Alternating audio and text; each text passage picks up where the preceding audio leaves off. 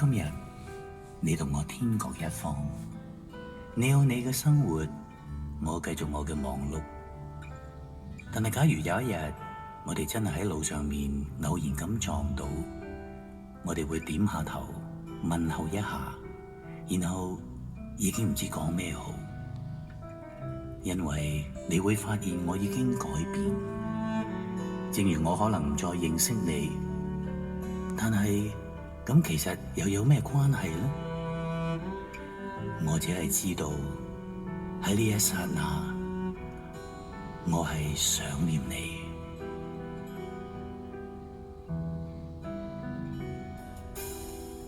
誰令我能情深一片，令我輕柔如水清澈，令我心靈回復恬靜，令我拋棄內心牽掛，重拾往年純潔美夢，讓我心靈重得安慰，讓我安躺於他。